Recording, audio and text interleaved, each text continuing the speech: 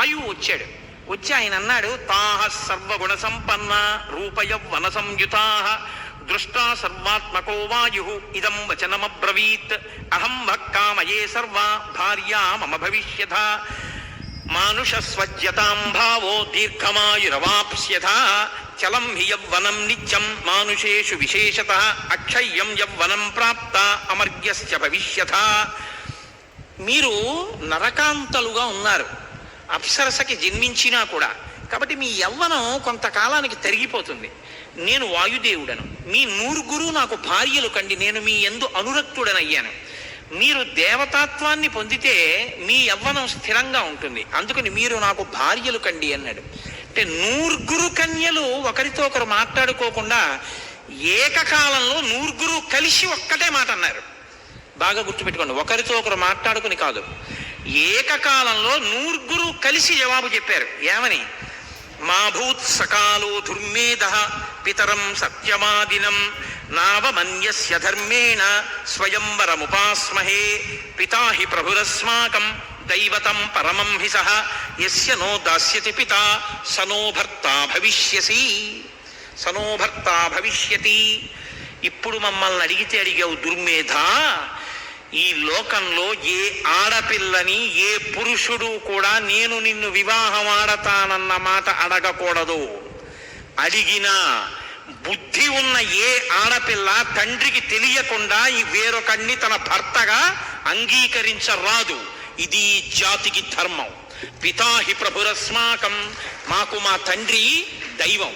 మా తండ్రికి తెలుసు మమ్మల్ని ఎవరికిచ్చి వివాహం చెయ్యాలో, మా జీవితం భద్రంగా ఉండడానికి ఎవరికి కన్యాదానం చెయ్యాలో మా తండ్రికి తెలుసు. దైవతం పరమం హి సహ, మా కన్నులకు కనపడే దైవం మా తండ్రి. యస్యనో దాస్యతి పితా సనో భర్త భవిష్యతి. ఈ దేశంలో ఇప్పుడు కాదు ఎప్పటికీ కూడా ఆడపిల్ల తండ్రి మాట కాదని తనకు తాను స్వతంత్రించి తన భర్తని తాను ఎన్నుకునేటటువంటి దుర్దినము రాకుండుగాక అన్నారు వాళ్ళు. ఇది జాతి సంస్కృతి మూలం.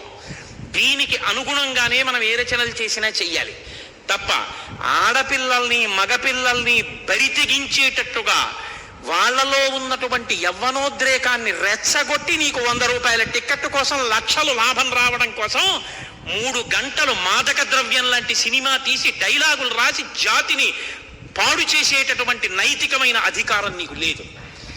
అది వాడికి లేకపోయినా అడగవలసిన అవసరం పెద్దలకు ఉంది. మేము రామాయణానికి వారసులం, నీ ఇష్టం వచ్చినట్టు నువ్వు రాయడానికి వీల్లేదని నిలదీసేటటువంటి రోజు వస్తే తప్ప మన బిడ్డల్ని మనం రక్షించుకునే స్థితి మనకి రాదు. మనం ఎందుకు రామాయణానికి వారసులమో, రామాయణం అంటే ఏమిటో మీరు గమనించెదరుగాక. కాబట్టి పితాహి ప్రభురస్మాకం దైవతం పరమం హి సహ యస్యనో దాస్యతి పితా సనో భర్తా భవిష్యసి. ఈ మాట అంటే కోపం వచ్చింది వాయుదేవుడికి. ఆయన వాళ్ళ యొక్క శరీరములలోకి బాగా ప్రవేశించి వాళ్ళ శరీరములు వంకర్లు తిరిగిపోయేటట్టుగా చేసేసాడు.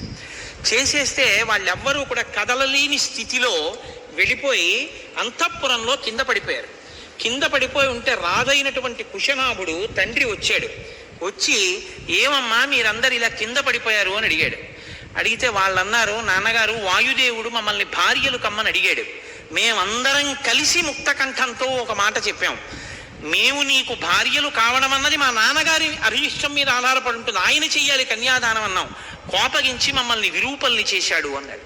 అంటే ఆయన అన్నాడు, ఏమమ్మా మీకు తపశ్శక్తి ఉంది కదా, మీరు మరి ఆయన్ని శపించలేదా అని అడిగారు.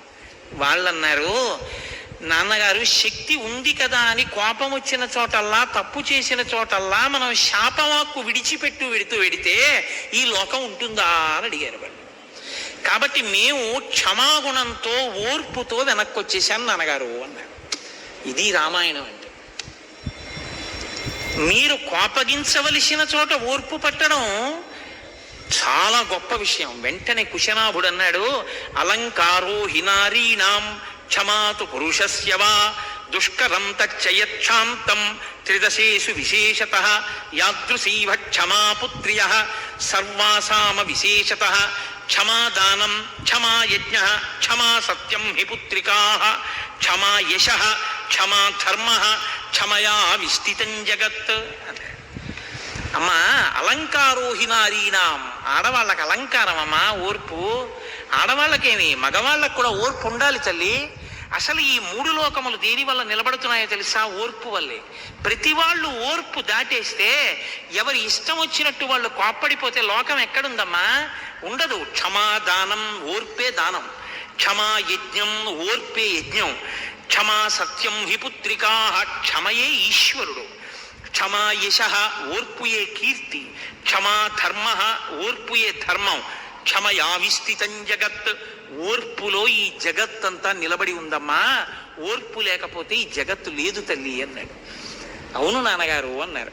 నాకు రామాయణం చదువుతుంటే ఒకటి అనిపిస్తుంటుంది. నిజానికి ఈ శ్లోకాలన్నీ మనం ఎవరికి చెప్పవలసి ఉంటుందంటే, యువతీ యువకులకు, చిన్నపిల్లలు శ్రీరామాయణంలోంచి నేర్చుకోవాలి. కానీ ఇవాళ మన జాతి దౌర్భాగ్యం ఏమిటంటే, శ్రీరామాయణంలో ఉందిరా అని మంచి మాట చెప్పడానికి కూడా వీల్లేదు. రామాయణంలోది పిల్లలకి చెప్పకూడదు, భాగవతంలోది చెప్పకూడదు, భారతంలోది చెప్పకూడదు, ఏది చెప్పకూడదు. ఏది చెప్పచ్చు? వాడు ఏది పాడైపోతాడో అది చూపించినా అడిగేవాడు ఉండడు. అది మన స్థితి ఇవాళ.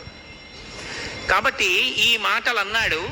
అన్న తరువాత కొంతకాలం అయింది. ఇప్పుడు ఈ పిల్లలకి కన్యాదానం చెయ్యాలి కదా. ఆయన ఒక వరుణ్ణి నిర్ణయించాడు తండ్రి. ఇది తండ్రి నిర్ణయించడం అంటే. తండ్రి